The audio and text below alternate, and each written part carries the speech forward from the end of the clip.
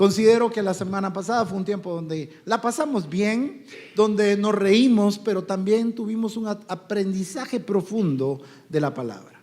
Aprendimos realmente las complicaciones que se pueden desatar en nuestra vida si nosotros no aprendemos a sacar de nuestro corazón una raíz pequeña, por muy pequeña que sea, de amargura.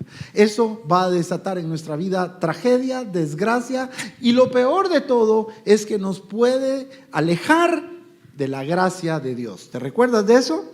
Pero también abordamos el segundo paso dentro de los procesos de Dios y aprendimos algo que es muy importante, y es que el Señor siempre va a trabajar con tu orgullo. El Señor va a trabajar con nuestro orgullo después de que nosotros hemos recibido esa palabra de Dios, esa idea de lo que Dios va a hacer en nuestras vidas. Desafortunadamente, déjame decirte algo, muchos de nosotros no recibimos bien la palabra de Dios. Cuando Dios te revela lo que va a hacer en tu futuro, muchos de nosotros realmente permitimos que el orgullo se apodere de nosotros, porque muchos de nosotros llegamos a creernos que somos tan especiales, que somos realmente tan valiosos y somos tan útiles para el Señor. Fíjate.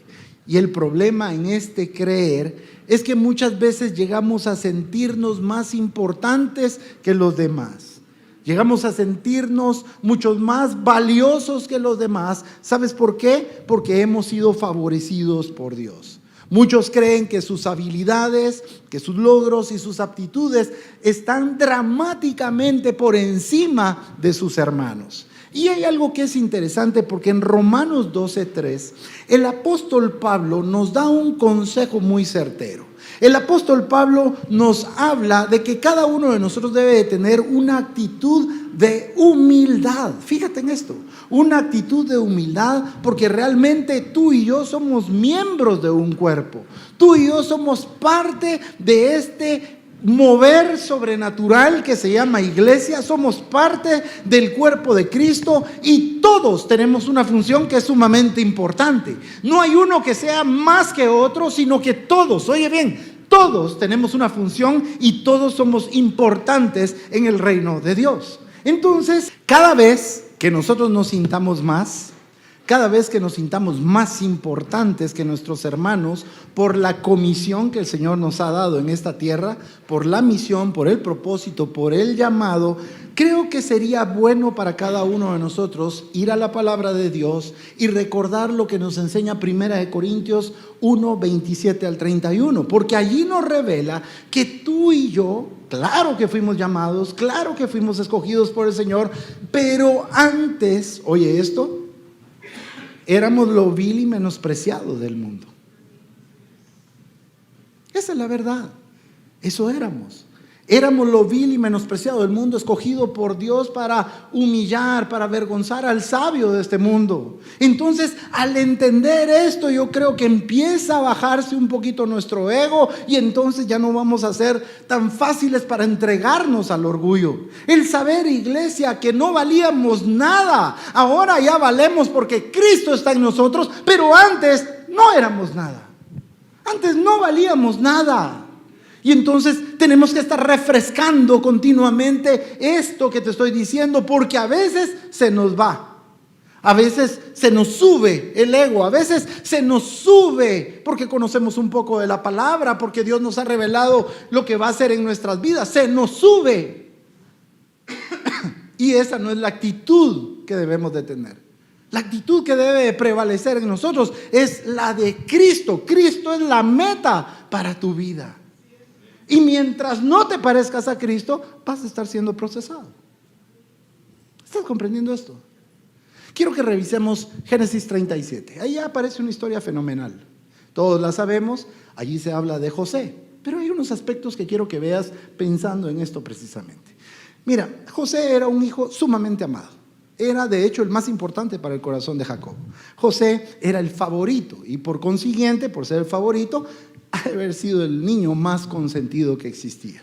Tanto que dice la escritura que su papá le hace una túnica de colores, era una túnica que distinguía a este muchacho, distintiva en honor sobre los demás. Una túnica que jamás le hizo a ninguno de los demás. Y este favoritismo, esta inclinación de Jacob para José se convirtió realmente en una fuente de conflicto dentro de la familia. ¿Por qué? Porque dice la Escritura que sus hermanos lo envidiaban, sus hermanos lo odiaban y sus hermanos lo aborrecían. Eso es lo que dice. Pero mira, en medio de este ambiente hostil, en medio de este ambiente, el Señor manda un sueño a José. Y viene la palabra del Señor y nos dice en Génesis 37 que cuando José recibe el sueño, José no lo guardó, sino que dice la palabra, y José tuvo un sueño y cuando lo contó a sus hermanos, ellos lo odiaron aún más. José les dijo: oigan este sueño que tuve, estábamos juntos amarrando manojos de trigo en la mitad del campo. De repente mi manojo se levantó y quedó derecho. Después sus manojos se rodearon el mío y le hicieron reverencias. Cuando yo leo esto me hago una pregunta que me gustaría que tú y yo nos la hiciéramos. ¿Será que José realmente era muy inocente? ¿Será que José realmente, no sé, tal vez él tuvo falta de tacto al contar este sueño, al contar lo que el Señor le reveló en medio de sus hermanos que lo odiaban y lo aborrecían? ¿Será que fue falta de tacto? ¿O será, ahí tú mira lo que quieras pensar, yo te voy a decir lo que pienso, o será que José lo contó para que los envidiosos de sus hermanos se dieran cuenta de lo importante que él era? ¿Será que él lo contó para que sus hermanos se dieran cuenta que José no solo era importante para su padre, también era importante para Dios? La cosa es que no queda ahí, tuvo un segundo sueño. Y dice la Biblia en Génesis 37:9, después José tuvo otro sueño y también se lo contó a sus hermanos. Les dijo: miren, volví a tener otro sueño. El sol, la luna y 11 estrellas me hacían reverencia. Cuando les contó esto a su papá y a sus hermanos, su papá lo regañó y le dijo: ¿qué clase de sueño es este que tuviste? ¿Acaso es cierto que yo, tu mamá y tus hermanos vamos a postrarnos ante ti? Ahora, si ya yo pensaba que realmente había sido imprudente contar el primer sueño, considero que fue, contar el segundo, un error garrafal. ¿Y sabes por qué? Él ya sabía realmente lo irritante que había sido el primer sueño para sus hermanos. Y aún así se atreve a contar esta segunda parte del sueño. Creo que fue la peor que él pudo hacer. Y si tú lees, te vas a dar cuenta, como lo vimos acá, que hasta para su papá, aquel que lo amaba, aquel que lo consentía, aquel para el que era la niña de sus ojos, para el papá también no fue agradable el sueño. Para el papá realmente fue incómodo y se sintió ofendido. Entonces, realmente creo que el problema no fue tanto el contenido del sueño como la forma en que lo contó. Fíjate. Creo que sin duda José contó este sueño sin ese espíritu manso y humilde que debería de tener. Y te voy a decir algo y quiero abrir un paréntesis. Aprendamos una lección. No todas las cosas maravillosas que el Señor te revela y te dice sobre tu vida, las tienes que contar a todos. No todo lo tienes que andar publicando. No tienes que andar poniendo hashtag favorito de Dios. No tienes... No tienes que andar poniéndolo, diciéndolo en las redes. ¿Sabes por qué? Porque si cuentas eso a la persona equivocada, lo que vas a ganar son enemigos. ¿A cuántas personas le contamos sobre las cosas laborales, sobre nuestro éxito en la familia? Y es que mira, pues, todo el mundo va a estar tranquilo siempre y cuando todos estemos en el mismo nivel. Pero te vas un poco arriba y ya sos el más desgraciado. Sos el más odiado. ¿Comprendes esto? Si tú empiezas con un emprendimiento y todos están en el mismo nivel económico, toda tu familia, pero de repente el Señor decide honrarte, el Señor te pone una idea, empiezas un negocio y el negocio empieza a funcionar, empieza siendo tú y tu familia en el trabajo y de repente empiezan a contratar empleados y la empresita, ese pequeño emprendimiento se vuelve un monstruo, llegas a tener 2,500 empleados y tú ya no quieres andar en bus, ya no quieres andar en Uber o moto Uber, sino que tú ya lo que quieres hacer es tener tu propio vehículo y soñaste toda la vida con tener un vehículo de agencia, un vehículo que brillara, un vehículo que oliera a cuero. Sabroso. Y tú te compras eso porque fue el sueño de tu corazón, pero en tu corazón también está: Señor, con este carro, porque va a ser una camioneta, no un carrito, una camioneta de 3 filas, porque así puedo llevar a mis hermanos a la iglesia. Mira, ves. Pero cuando te miran tu familia, te ven tus vecinos, lo primero que dicen es: ese es narco. Ese saber en qué se metió. Siempre vas a desatar envidias. Por eso mejor come callado. Cuando el Señor te diga algo, te revele algo, tienes que ser sabio. Tienes que ser realmente inteligente para saber a quién le cuentas lo que el Señor te da. Imagínate que María hubiera sido imprudente como José.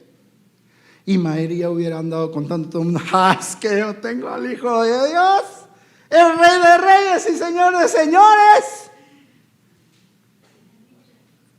Herodes hubiera matado a Jesús inmediatamente. Hay gente que quiere destruir tus sueños. Hay gente, mira, que parecen que no matan una mosca, que están ahí sonriéndote, pero es gente que te envidia, gente que te detesta, pero son hermanos en Cristo. Gente que te odia porque aún no han recibido la luz del Evangelio en su corazón. Es que no todo el que te dice amigo es tu amigo. No todo el que comparte contigo festeja tus logros. Muchos tienen una sonrisa fingida y por dentro les arde el corazón. No todo el que mete su pan en tu plato y come es tu amigo. Y si no, pregúntale a Jesús.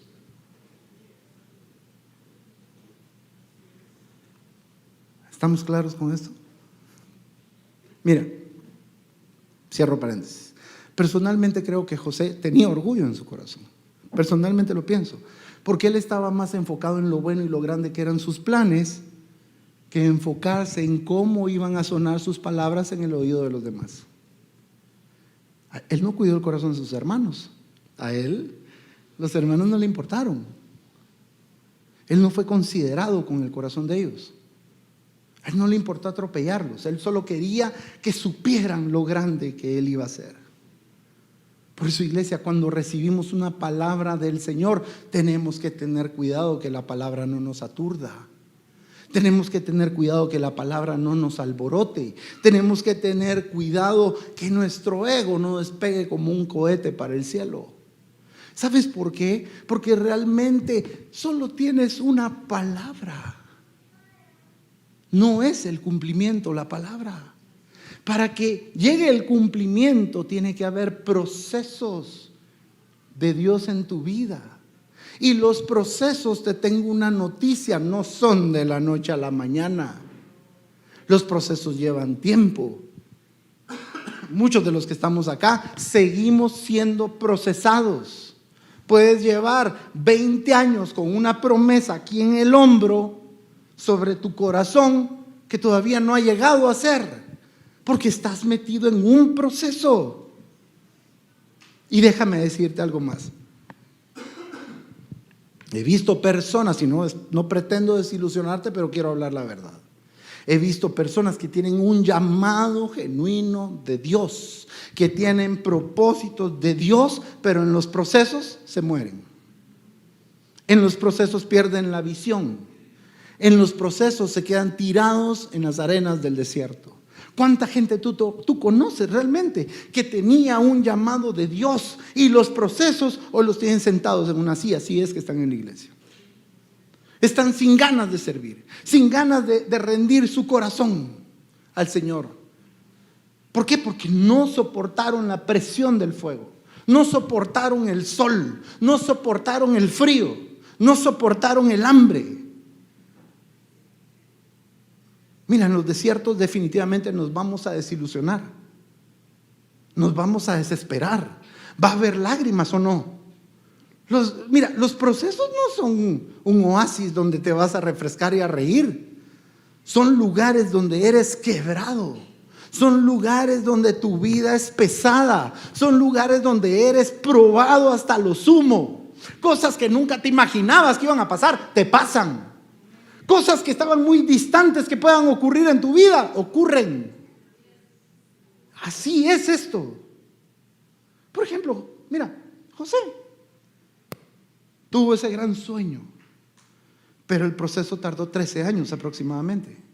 Y en esos 13 años él experimentó y fue expuesto a decepción, rechazo, dolor, sufrimiento, a quebranto, lágrimas, decepción, desilusión, desánimo, aunque también fue expuesto a aprendizaje y revelación. Pero fue procesado, fue doloroso. Mira, si algo ha aprendido de los procesos, y yo creo que tú también, porque esto que estoy hablando no es nuevo, no estoy inventando el agua azucarada. Todos los procesos he visto algo, y tú me vas a decir amén, que siempre Dios arranca, siempre Dios corta lo que no es útil para sus planes. Y cuando el Señor te mete a esa sala de operaciones, cuando mete el bisturí, hay un dolor espantoso y profundo. Pero nos damos cuenta que realmente no era la intención del Señor herirnos, sino bendecirnos.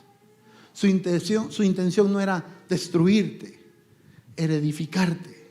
Su intención no era quebrarte, era levantarte. Esa era su intención. Por eso, mira, en los tiempos de proceso, por muy espiritual que seas, ninguno de nosotros tiene gozo. O sea, aprietas pues, porque de plano hay que apretar. Y viene alegría de saber, porque esa es la esperanza. La esperanza te da alegría. Y la confianza en que Dios no te va a dejar ahí tirado, que el Señor va a hacer algo por ti, que ese no es el último capítulo de tu historia, pero si somos honestos, hay dolor. Si somos honestos, hay tristeza, hay desilusión. Miremos Génesis 12, Abraham le dice, vete de tu tierra y tu parentela. El Señor le ofrece tierra, le ofrece prole y le ofrece también bendición. Y lo primero con lo que se enfrenta es con una hambruna. Empieza con una escasez, empieza con desesperación, empieza con aflicción por esta situación alimentaria, esta crisis alimentaria. Y entonces, iglesia, los procesos vienen con cosas que realmente nunca pensamos que nos puedan pasar. Nunca visualizamos que ese gran cumplimiento, ese estado final, va a conllevar tanta desgracia a nuestra vida, tanto dolor. Mira, cuando Dios tiene un llamado para ti, va a ser normal que mucha gente que te rodea te lastime, te hiera, te envidie, te odie, te aborrezca, te ofenda. Cuando tienes un propósito de Dios, y es que grábate esto, porque decimos amén, pero cuando vienen las cosas perdemos de vista lo que estoy hablando. ¿Te has dado cuenta? Perdemos de vista muchas cosas que la Biblia nos enseña. Nuestra lucha no es contra carne ni sangre, lo perdemos de vista. Mi lucha no es contra el hermano, es contra el que está sobre el hermano, dirigiéndolo. Lo perdemos de vista. Y a veces agarramos pleitos personales simplemente porque Dios está moviendo personas para que sean instrumentos útiles en tu proceso. Y mira, cuando tienes un llamado de Dios, es normal que se levanten los gigantes con el deseo de destruirte. Es normal. Es normal que de vez en cuando no puedas conciliar el sueño y que haya angustia por la aflicción que estás sufriendo. Es normal que venga escasez. Es normal que vengan crisis enfermedades. Pedro dice, no se extrañen de eso, es normal. Es algo que tiene que suceder aunque no querramos. ¿Sabes cómo veo yo los procesos? Los veo como cuando el árbol le es quitado una rama por el jardinero. Así lo veo. Mira, en el momento quizá pareciera maldad o castigo de parte del jardinero, pero realmente el jardinero sabe qué rama cortar, cómo cortarla, en qué momento cortarla para que el árbol sea más productivo. Y entonces Dios te mete esos procesos horribles para que tú seas productivo. El Señor te mete esos procesos, ¿sabes para qué? De entradita, para trabajar con tu autosuficiencia. Ahí. Porque en el desierto, en los procesos, algo que aprendemos es a ser dependientes de Dios. ¿Sí o no? ¿Cuántos han aprendido eso en los procesos?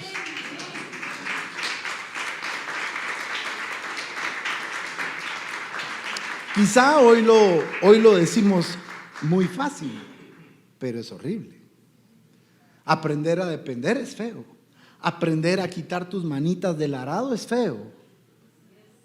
Aprender a esperar en fe es feo. Aprender que cuando el Señor te dice, mijo, quédate ahí, no te movas, y viendo que el mundo se te está cayendo, es horrible. El Señor va a trabajar con tu autoestima, va a forjar tu carácter, va a definir tu personalidad, te va a empujar, esa es la palabra, a la madurez, porque la meta de tu vida es Cristo. Y aquí voy a detenerme un momento. Evalúa realmente si te pareces a Cristo. Si no te pareces a Cristo en nadita, te voy a dar una tu mala noticia. El proceso va a ser bien largo.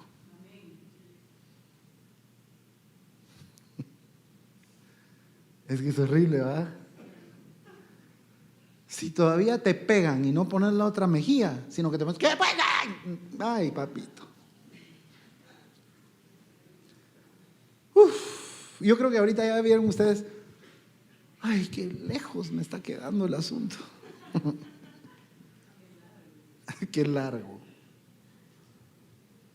Pero quiero que entiendas esto. Hasta que no te parezcas a Cristo, no estoy diciendo igual, pero hasta que no te parezcas a Cristo y reflejes a Cristo, no solo acá, porque aquí todos somos cristianos, aquí todos somos Jesús. Afuera, en tu familia, con tus hijos, en tu trabajo, en los negocios, en todas las áreas, universidad, colegios, hasta que no te parezcas a Jesús y proyectes a Jesús, la zarandeada va a seguir. ¿Cuántos pueden decir todavía amén?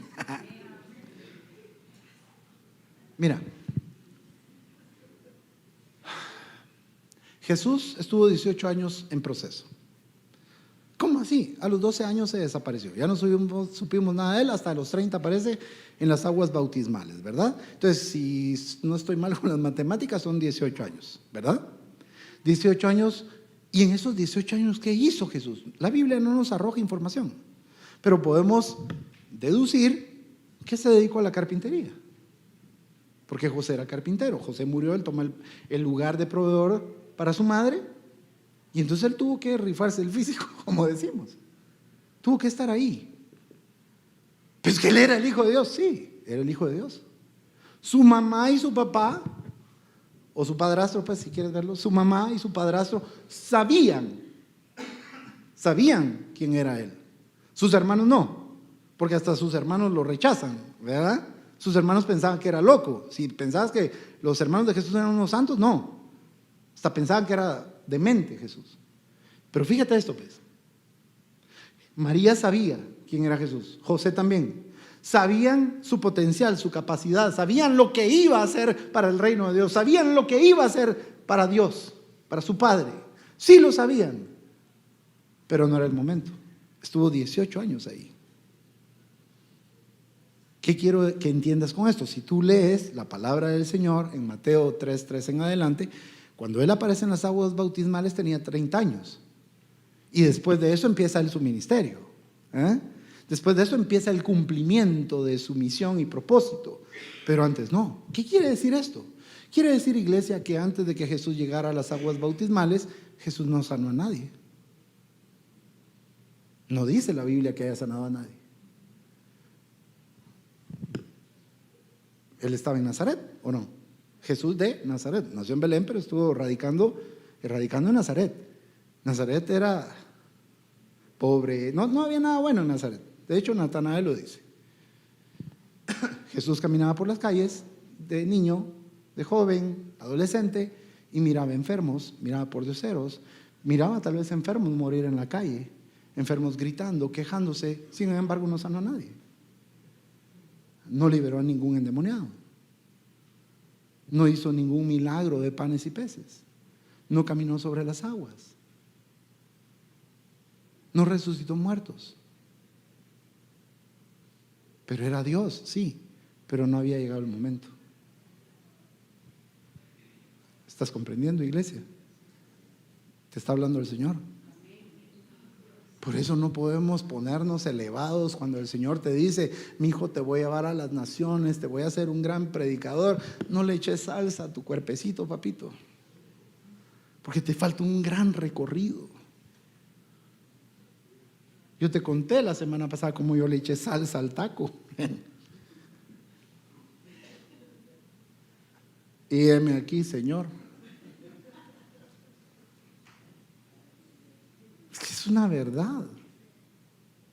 Vas a tener que pagar un precio. Y pagar el precio es doloroso.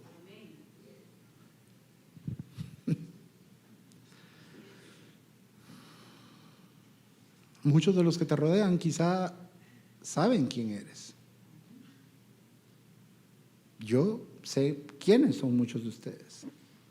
Sé la capacidad que tienen, sé el llamado que Dios les dio, sé lo que van a hacer en el reino de Dios, lo sé. Pero también sé que a muchos no nos ha llegado el momento. Y entonces te recomiendo, si no ha llegado el momento, en primer lugar, no andes buscando atajos. Porque eso nos encanta. Queremos acortar 15 años en 2 semanas. Y esa onda no es así. El reino de los cielos no es un microondas. No, que te da así. No, así no funciona el reino. No es así. No busques atajos. No tampoco trates de evitar los procesos porque son necesarios. Si fuiste llamado, papito, no vas a poder evitar los procesos.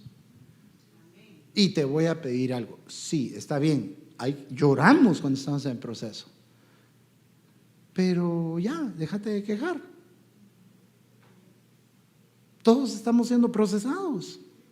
Cada quien a su nivel y cada quien, dependiendo cómo seas, el fueguito te va a calentar un poquito más, pero... Y depende cómo seas de terco, orgulloso y necio.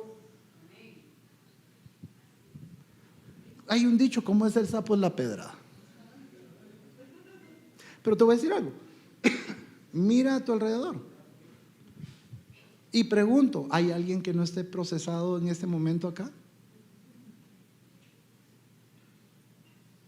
Pero es que duele. A tu vecino también le duele.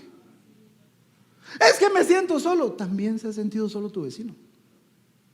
Pero es que nadie me entiende. También a tu vecino a veces no lo entienden, papito.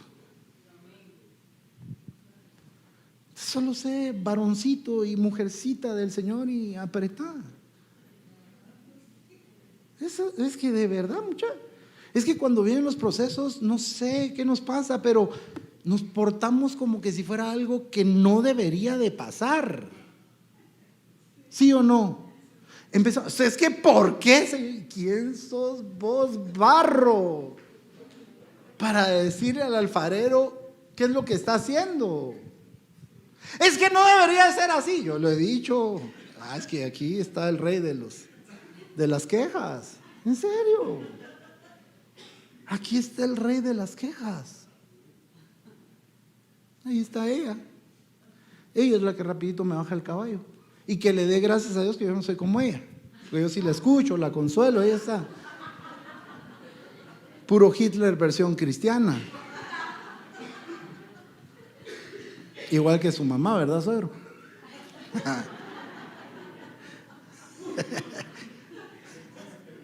Mira, no podemos evadir los procesos.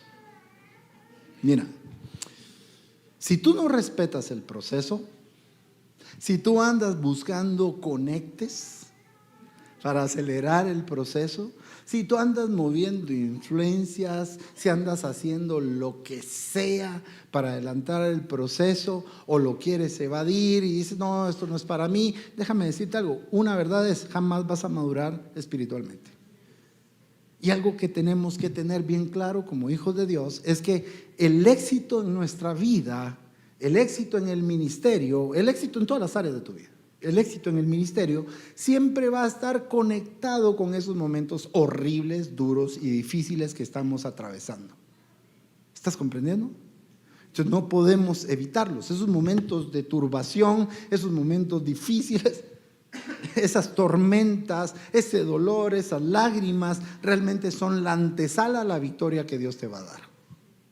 Esa es la verdad. Iglesia, por eso no podemos en medio de los procesos perder la esperanza. No podemos decir, ay, ya no te voy a servir, Señor, porque son los clavos. ¿Sí o no? ¿Cuántas veces su boquita y mi boquita han dicho, ya no más con el pastorado? Solo problemas hay. Es que es la verdad.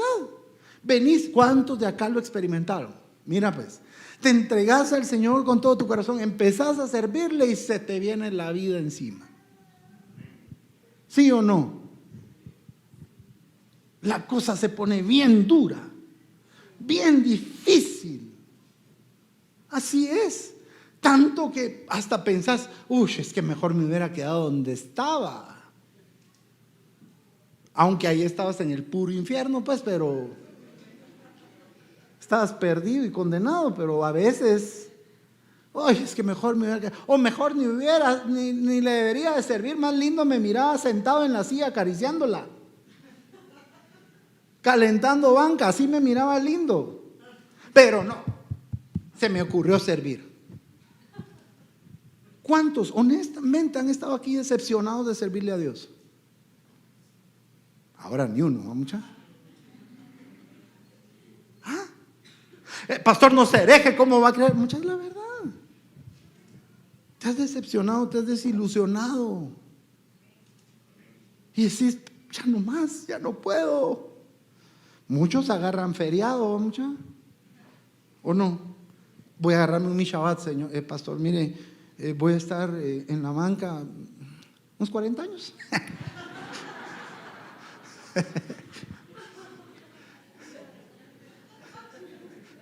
Mucha, les voy a decir algo, y honestamente, cuando la gente me dice, oye, pastor, mire, de verdad ya no puedo, prefiero mejor ya no servir. Yo estoy dentro de mi corazón, te entiendo, hermano. No le puedo decir eso, porque soy el pastor, pero yo así, ay, hermano, yo quisiera tomar tu lugar, hermano. Porque los procesos son duros. Y mientras estés en el proceso, te voy a pedir un favor, y hazte un favor. No pierdas la fe, la confianza, la esperanza en el Señor. Cuando estés inmerso en una tormenta que te hace llorar, no puedes perder tu santidad, tu integridad y tu comunión con Dios. Eso no lo puedes perder. Puedes perder todo, el pelo, la ropa, la casa, el carro, pero no puedes perder eso. No puedes dejar que una situación te saque de la visión, te saque del propósito, cuando esa situación es la que te va a llevar a la promoción. Vaya, lero, lero, candelero. Mira, no puedes desesperarte. Yo sé que nos desesperamos, pero tenés que apretarte el cincho. Duro es seguirte, Señor, pero ¿a dónde iré? Mira, no te desesperes en medio del fuego de las pruebas, no lo hagas. Aprende a ser paciente. ¿Sabes por qué? Porque detrás del sufrimiento, del dolor, de las lágrimas, de las traiciones, detrás de, ¿qué más? De la desilusión, el desánimo, de la escasez, de la crisis, de todo lo que estás viviendo, pues, detrás de la suegra, ahí está la tierra prometida llamándote.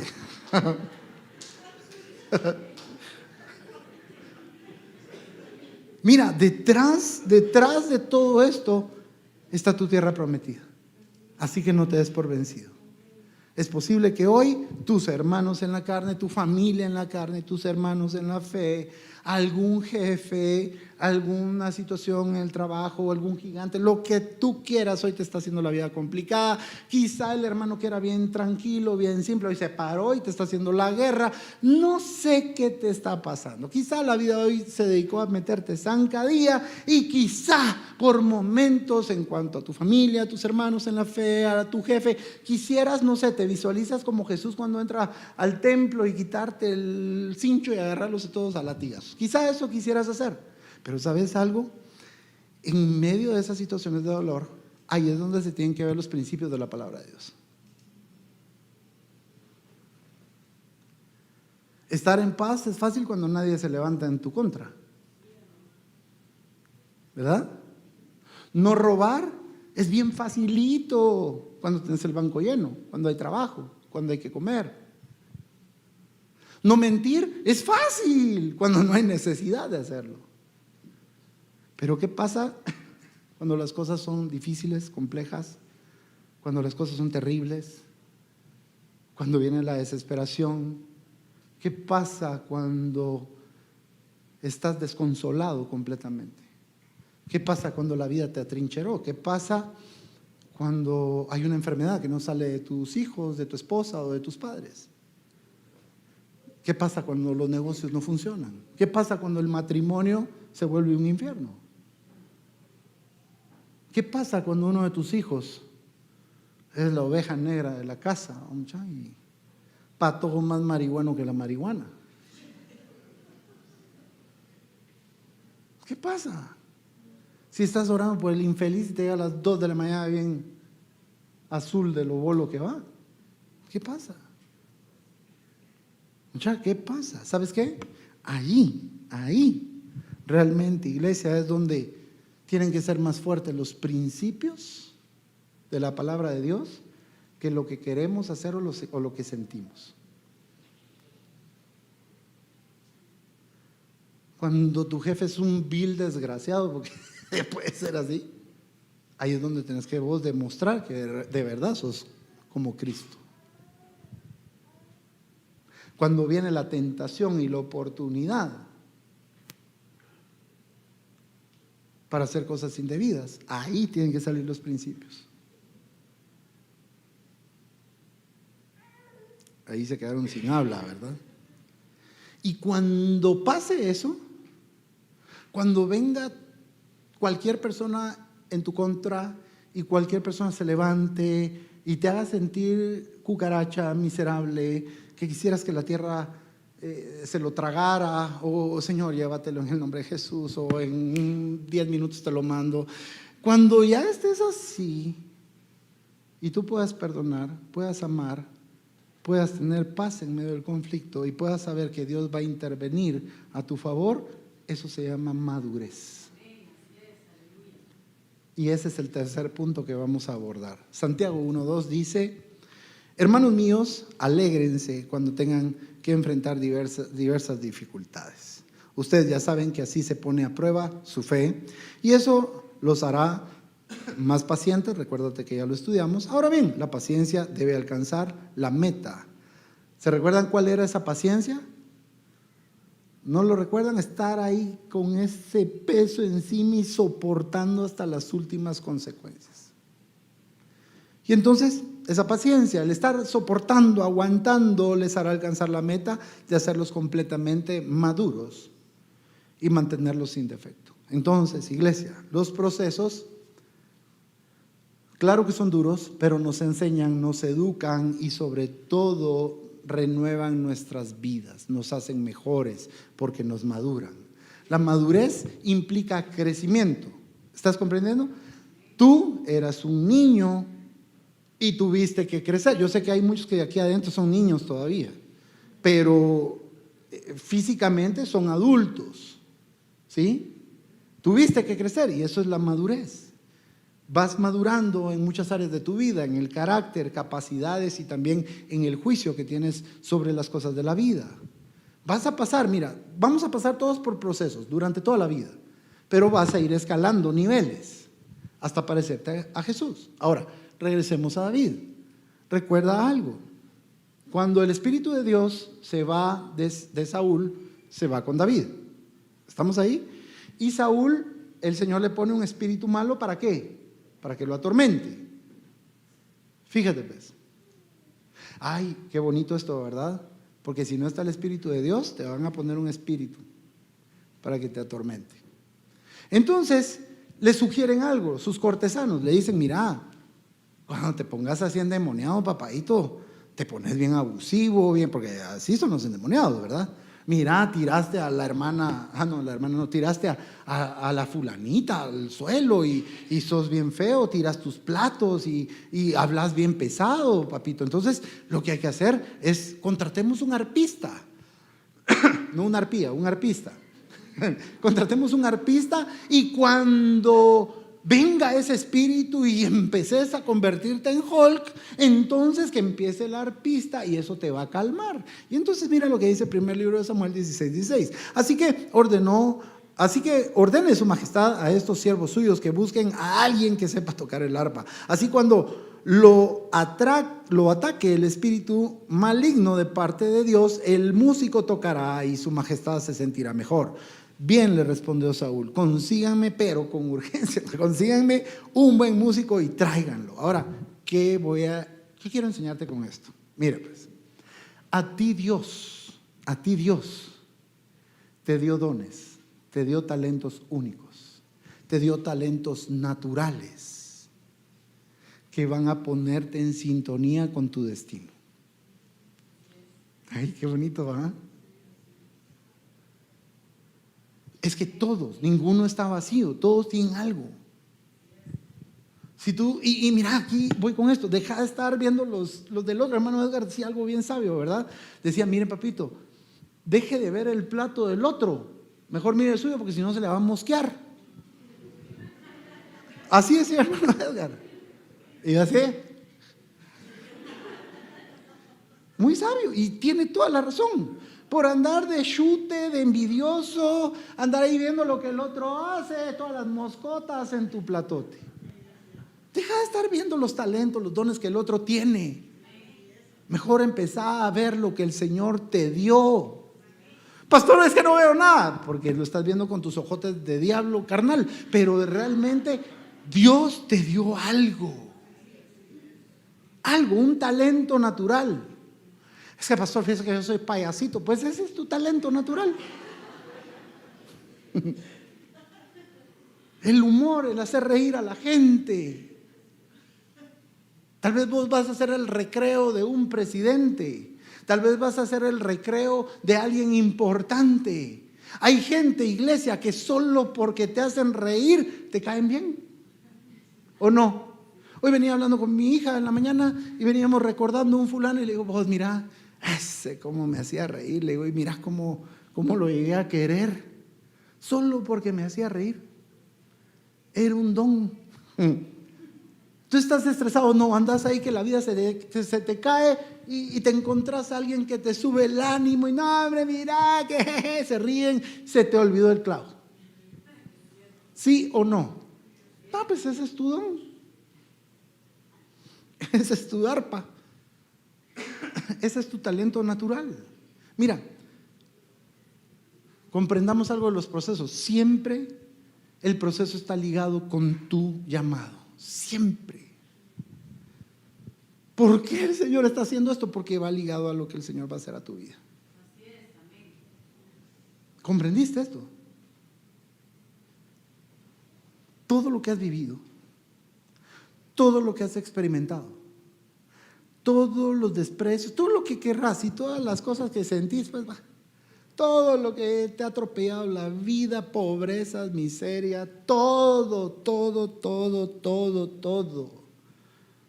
Tus lágrimas, sufrimiento, todo Dios lo va a usar para ponerte en el lugar correcto. Fíjate pues, David tenía el don del arpa. Esa habilidad natural ya lo puso en el lugar que debía. Pero aparte de, en su proceso, él fue rechazado, despreciado, no valorado. David no recibió el trato que debía de recibir como los demás hermanos. Pero aunque no me lo creas, todo esto Tarso fue escuela para poder atender a Saúl. ¿Por qué? Mira pues, Saúl ya estaba endemoniado. ¿Cuántos saben cómo se ponen los endemoniados? ¿Cuántos viven con una mujer endemoniada? ¿O con un hombre endemoniado? Mi suegro hacía, amén, amén. Así levanta la mano, amén.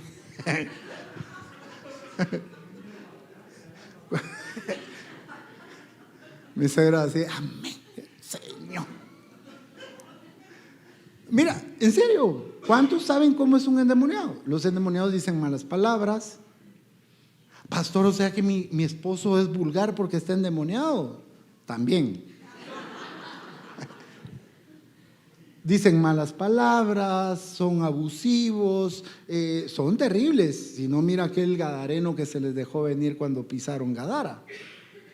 Cuate rompía los grilletes, era pero descomunal su fuerza. Entonces David ya estaba endemoniado y pasa algo. Cuando David le pega en el ayote aquel grandotón con la piedra, dice la Biblia que después de traerle la gloria a Israel, ya Saúl dijo, no, ya no lo regresan a su casa, que se quede aquí conmigo. Que se quede acá. El problema es de que el canto de las mujeres, Saúl mató a 1000 y David a sus 10,000 y todos se regocijaban. Eso le sacó la piedra, no solo el demonio, sino que la piedra. Tanto que se puso tan envidioso que le tiró una lanza y se lo quería volar. ¿Sí o no? Ahora, fíjate pues, a pesar de que el rey era un rey loco, a pesar de que era un hombre difícil, a pesar de que era un hombre de mal temperamento, a pesar de que era abusivo, a pesar de que estaba endemoniado, a pesar de que realmente no era cuerdo, David siempre lo respetó. David siempre honró al ungido del Señor. Uy, pero ¿cómo fue eso? ¿Sabes dónde lo aprendió? Con su tata y sus hermanos. El papá era injusto y el otro siempre fue honrando al papá, pero al 100. Aprendió a respetar la autoridad. Mira esta onda. Ajá, ¿y sabes por qué? Te voy a explicar por qué. Todo lo que vivió David le iba a servir en ese momento para servirle al rey. ¿Y sabes por qué? Porque el Señor le estaba enseñando la clase de rey que él no quería que él fuera. Para ser un buen primero tienes que ser un buen segundo. Si no servís para segundo, no vas a servir ni para tercero, ni para cuarto, ni para quinto. Fíjate pues. Pero entonces, ¿qué pasa? David aprende algo, que él no podía ser despiadado, él no podía ser injusto, no podía ser infiel, él no podía ser una persona no íntegra. ¿Están todos entendiendo lo que estoy diciendo? Mira pues, cuando vos pasas por una situación dura y atravesaste esa, puro campeón, saliste de esa situación dura y saliste más que vencedor, ¿cómo tratás a las personas que pasan por el mismo lugar? Ah, ¿cómo? ¿Por qué? Por lo vivido, por la experiencia.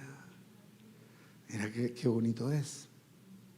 Si David no aprendía a tratar a los consiervos o a tratar a todos los cortesanos, jamás iba a poder ser un rey conforme al corazón de Dios. Ponte de pie.